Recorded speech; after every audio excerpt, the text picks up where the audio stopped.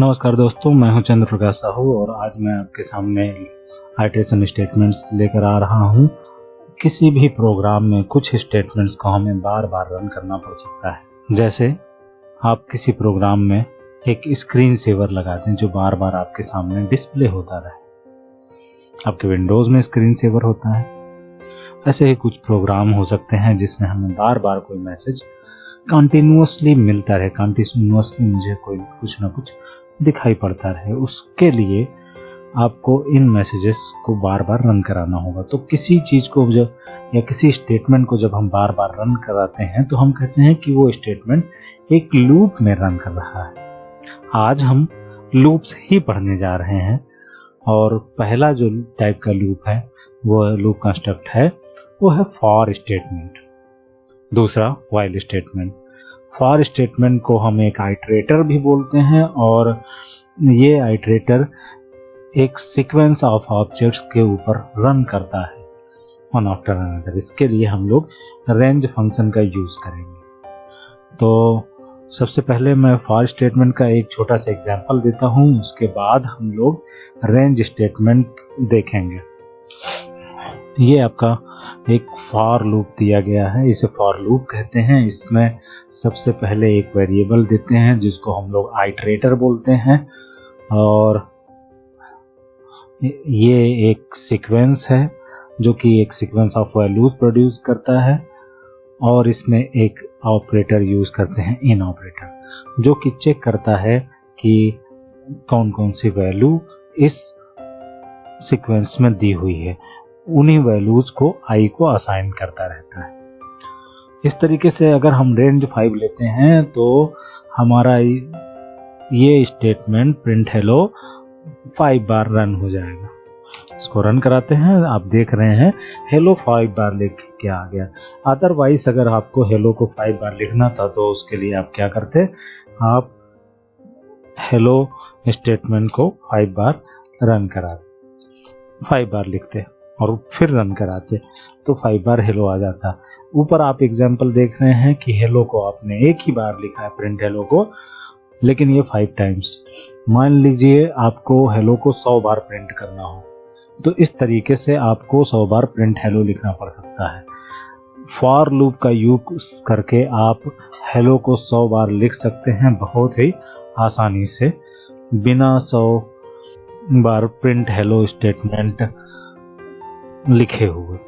इस तरीके से आपने रेंज 100 ले लिया। अब हेलो 100 बार प्रिंट हो जाएगा। ये देखिए हेलो 100 बार प्रिंट आ गया। 1000 बार प्रिंट करना हो तो यहाँ पे 1000, 10,000, लाख, कितनी बार भी आप इसके अंदर के स्टेटमेंट को, एक स्टेटमेंट या मल्टीपल स्टेटमेंट को रन करा सकते हैं। जैसे एक और स्टेटमेंट में लिख दूँ हेलो और हाई, हेलो 0, हेलो 1 है। इस तरीके से ये दोनों स्टेटमेंट 100 बार रन हो रहे हैं। तो अगर हमें किसी प्रोग्राम की ज़रूरत पड़े जिसमें कि हमें कुछ स्टेटमेंट्स को बहुत सारे बार, हजारों बार रन करना हो तो हम उसके लिए फॉर लूप का यूज़ कर सकते हैं। हजारों बार, 4 बार, 10 बार, मतलब कुछ स्टेटमेंट को हमें रिपीट करना हो बार बार तो उसके लिए हम फॉर का यूज़ कर सकते हैं, फॉर स्टेटमेंट का। इसे हम लूपिंग कंस्ट्रक्ट भी बोलते हैं। अब इसमें फॉर एक कीवर्ड है जो बताता है कि ये हमारा फॉर लूप का स्टार्ट है। लास्ट में कॉलन लगा हुआ है जो कि किसी भी ब्लॉक के लिए यूज़ किया जाता है, ब्लॉक कोड के लिए। ये ब्लॉक का हेडिंग है और ये ब्लॉक का पार्ट है, ये ब्लॉक है। इसके बाद फॉर के बाद एक वेरिएबल लिया गया है जिसको हम आइटरेटर बोलेंगे। फिर इन ऑपरेटर लिया गया है। इसके बाद एक रेंज फंक्शन लिया गया है। इस फंक्शन का काम होता है कि जो इसमें वैल्यू दी गई है वहां तक के वैल्यू को प्रोड्यूस कर देना। जैसे रेंज के अंदर 3 पैरामीटर होते हैं। रेंज के अंदर 3 पैरामीटर होते हैं। सबसे पहला इनिशियल, जहां से स्टार्ट करना चाहते हैं आप, फाइनल, जहां तक आप जाना चाहते हैं, और स्टेप, या फिर इसे आप कह सकते हैं start, stop, step, 3S। Start, stop, step. इससे आप डिसाइड कर सकते हैं कि जो रेंज ऑफ वैल्यूज प्रोड्यूस हो रही है वो कैसी है। For example, range for I in range, range में दे दिया आपने, स्टार्ट करना चाहते हैं आप 2 से, स्टॉप वैल्यू आपने रखी है 10 और स्टेप रख रहे हैं 2। तो आप लोगों ने अरिथमेटिक सीरीज पढ़ी होगी। अरिथमेटिक सीरीज में, अरिथमेटिक प्रोग्रेशन सीरीज में एक ए दिया होता है स्टार्टिंग वैल्यू, फाइनल वैल्यू दी होती है। यहाँ पे फाइनल वैल्यू हमेशा एक कम आएगी, याद रखिए। आपने 10 दिया है तो फाइनल वैल्यू 9 तक जाएगी, और स्टेप दिया होता है अरिथमेटिक प्रोग्रेशन सीरीज में। तो ये रेंज वही सीरीज प्रोड्यूस करता है, एपी सीरीज। अब आइए हम इसको वैल्यू को चेक करते हैं। आई की क्या वैल्यू, तो आई की पहली वैल्यू होगी 2, दूसरी वैल्यू 2 + 2 4, तीसरी वैल्यू 6, चौथी वैल्यू 8 और पांचवी वैल्यू कुछ नहीं हो सकती, क्योंकि ये जो रेंज है ये 2 से लेकर 9 तक जाएगा। स्टार्टिंग वैल्यू 2 और फाइनल वैल्यू 10 माइनस लास्ट से कम, दैट मीन्स 9 तक, 2 से लेकर 9 तक। लेकिन उनमें से हर दूसरे नंबर को सिलेक्ट करना है। एक सीक्वेंस जो 2 से लेकर 9 तक हो, उसमें हर दूसरे नंबर को सिलेक्ट करना है। इसको रन करते हैं हम, आप देख सकते हैं 2 4 6 8। अगर स्टेप में 1 रखता हूं तो 2 से लेकर 9 तक की सभी वैल्यू आ जाएगी। 2 3 4 5 6 7 8 और 9 सारी वैल्यू आ गई। स्टेप अगर आप 3 लेते हैं तो क्या आएगा, 2 पहली वैल्यू आएगी 2, फिर दूसरी वैल्यू 5, फिर तीसरी वैल्यू 8, फिर चौथी वैल्यू जो कि 11 हो सकती है, लेकिन क्योंकि 11 जो है 9 से ऊपर है, 11 नहीं आएगी, 11 नहीं आएगी, 2 5 8। अब पहली वैल्यू आप चेंज कर लें 1 से, तो 1 पहली वैल्यू 1, फिर 4, फिर 7, फिर 10। 10 नहीं ले सकते हैं आप, क्योंकि 10 जो है रेंज के पार है। फाइनल वैल्यू मैक्सिमम 9 हो सकती है। आप यहाँ पे 4 ले लें, 1 5 9, पहली वैल्यू 1 + 4 5 हो जाता है, दूसरी वैल्यू +4 करें तो 9 हो जाता है, तीसरी वैल्यू +4 करेंगे तो 9 से ऊपर हो जाएगा, तो वो नहीं है। इस तरीके से एक रेंज की वैल्यूज को हम लोग ले सकते हैं। इसमें लास्ट वाली वैल्यू स्टेप पर कितने कितने स्टेप के बाद हमें सेलेक्ट करना है। पहली वैल्यू स्टार्टिंग पॉइंट बताती है, दूसरी वैल्यू लास्ट पॉइंट से एक ज्यादा होता है,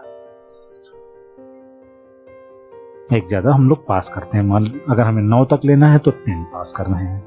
अब यहाँ पर मान लीजिए आप चाहते हैं कि 0 से लेके 1 से लेके 100 तक वो सभी वैल्यूज प्रिंट हो जाएं जो 3 से डिविजिबल हो, तो उसके लिए आप ले सकते हैं, स्टार्ट कर सकते हैं 3, फाइनल वैल्यू 100 और गैप 3, स्टेप 3।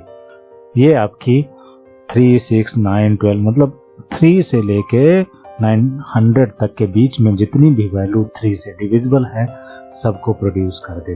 तो यहाँ पर हम लोग रेंज में देख रहे हैं, पहली वैल्यू स्टार्ट, दूसरी वैल्यू स्टॉप और तीसरी वैल्यू स्टेप। स्टेप बताता है कितने कितने का गैप पे सिलेक्ट करना। जैसे मान लिया आप, मैं फिर से बता दूं, पहली वैल्यू है 1, 2, लास्ट वैल्यू 10 - 1 दैट इज 9, और अगर मैं 3 का गैप लूं तो 1 के बाद 1 में 3 प्लस करिए 4, फिर 4 में 3 प्लस करिए 7 में प्लस 3 करिए 10 नहीं सिलेक्ट हुआ क्योंकि फाइनल पॉइंट 9 है। यहाँ पर फाइनल पॉइंट 10 - 1 जो स्टॉप वैल्यू दी गई है उससे पहले। अच्छा, अब एक और बात, आप चाहें तो स्टेप को स्किप कर दें। स्टेप को जब स्किप करेंगे तो स्टेप की जो डिफॉल्ट वैल्यू है वो 1 सिलेक्ट हो जाएगी। इस तरीके से आप देखिए, अभी जितने भी नंबर मैंने पास किए हैं सबके बीच में 1 1 गैप, 1 से लेके 9 तक के सारे नंबर्स आ गए। आप चाहें तो स्टेप वैल्यू दे सकते हैं, स्टेप वैल्यू देंगे, आपने स्टेप वैल्यू 1 दिया तब भी वही आया, और नहीं भी देंगे तब भी वही आएगा, क्योंकि बाय डिफॉल्ट स्टेप की वैल्यू 1 होती है और इनिशियल वैल्यू बाय डिफॉल्ट 0 होती है। अगर आप यहाँ पर कोई वैल्यू नहीं पास करते हैं, सीधे स्टॉप वैल्यू देते हैं, अगर खाली आप एक ही वैल्यू प्रोवाइड करते हैं, इसका मतलब वो स्टॉप वैल्यू। तो 0 से लेके 9 तक ये जो स्टॉप वैल्यू दिया है उससे एक कम, और स्टार्टिंग पॉइंट हो जाएगा 0, स्टेप हो जाएगा 1। इस तरीके आप देख रहे हैं ये जो सीरीज स्टार्ट हो रही है 0 से स्टार्ट होके 9 तक गई है, और सब के बीच में एक एक का गैप है। 0 1 2 3 4 5 6 7 8 9 है। तो याद रखिए default value for stop is value for start equal to 0, step equal to 1। अगर स्टार्ट और स्टॉप आप नहीं देते हैं, अगर खाली एक ही वैल्यू दे रहे हैं रेंज फंक्शन में, तो स्टार्ट 0 सेलेक्ट हो जाएगा, स्टेप 1 सेलेक्ट हो जाएगा। अदरवाइज आप ये वैल्यू पास कर सकते हैं। अगर आप 2 वैल्यू देते हैं, इसका मतलब है कि स्टार्ट और स्टेप, इस तरीके से। फिर इसके लिए आप चाहते हैं एक अपोजिट सीरीज चाहते हैं 10 से लेके -1 तक, 10 स्टार्टिंग पॉइंट, 1 लास्ट पॉइंट। अब ये सीरीज चाहते हैं तो आपको 10 1 -1 देना होगा, क्योंकि स्टेप वैल्यू आपको लेनी पड़ेगी, तभी आप 1 तक पहुंच पाएंगे, इस तरीके से। और अगेन फिर से आप देखिए जो फाइनल स्टॉप वैल्यू दी गई है वो आपकी वैल्यू है स्टॉप से एक पहले, एक कम नहीं बोलेंगे हम यहाँ पे, एक पहले, एक पॉइंट पहले, तो 1 तक जाने से पहले 2, इस तरीके से। तो आप फॉर ये रेंज के अंदर या तो 1 वैल्यू दे सकते हैं इस तरीके से, या फिर 2 वैल्यू दे सकते हैं इस तरीके से। 2 वैल्यू देंगे तो स्टेप बाय डिफॉल्ट सेलेक्ट हो जाएगा 1 वैल्यू देंगे तो स्टार्ट और स्टॉप अपने आप सेलेक्ट हो जाएगा। 2 वैल्यू अगर इस तरीके से देंगे, पहले ग्रेटर वैल्यू फिर स्मॉलर वैल्यू, मतलब स्टार्ट ग्रेटर और स्टॉप स्मॉलर, तो उस केस में आपको स्टेप निगेटिव देना पड़ेगा, क्योंकि बाय डिफॉल्ट स्टेप जो है वो पॉजिटिव होता है, +1 होता है। तो जो हम लोगों ने फॉर लूप पढ़ा, फॉर लूप के लिए हम लोग रेंज फंक्शन का यूज करेंगे। इसके अलावा रेंज फंक्शन के अलावा हम लोग लिस्ट भी ले सकते हैं।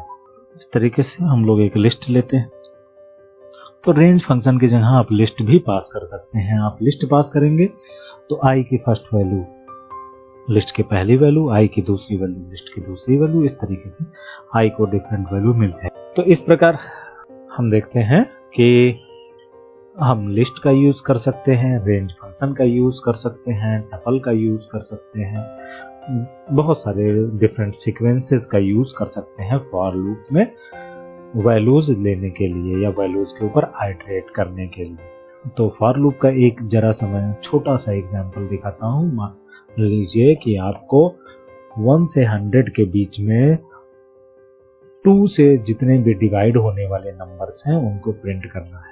उसके लिए आप क्या कर सकते हैं, फॉर लूप लीजिए फॉर आई की जगह आप कुछ और भी ले सकते हैं, ABCD, उससे कोई फर्क नहीं पड़ता है, क्योंकि आई एक वेरिएबल है। और आई इन रेंज 1 से लेके 100 तक, और इसके बीच में हमें क्या लेना है, वो सारे नंबर जो 2 से डिविजिबल हों। तो 1 से लेके 100 तक का नंबर, इसके बाद if I modulus 2 equal to 0 print I, मतलब 1 से लेके 100 तक सारे नंबर ले लिए, और 100 तक मैंने कहा 1 से लेके 100 तक तो मुझे एक ज़्यादा देना पड़ेगा 101, नहीं तो मेरी वैल्यू 99 तक आएगी। तो 1 से लेके 100 तक वैल्यू लेना है, और उसमें जितने भी इवन नंबर्स हैं उनको प्रिंट करना है। तो इस तरीके से हम कर सकते हैं, जितने भी 2 से डिविजिबल हैं वो नंबर प्रिंट करना है। तो हम चेक कर सकते हैं इसके अंदर, if I modulus 2 equal to 0, मतलब आई को 2 से डिवाइड करने पर अगर रिमाइंडर 0 आता है तो वो नंबर इवन नंबर या 2 से डिविजिबल है, तभी प्रिंट करना है। और इसको रन करते हैं तो 1 से लेके 100 तक जितने भी नंबर्स हैं आप यहाँ पर देख रहे हैं, सब के सब प्रिंट हो गए हैं। तो ऐसा कोई प्रोग्राम हमें बनाना हो, उसके लिए हम लोग फॉर लूप का यूज कर सकते हैं। धन्यवाद।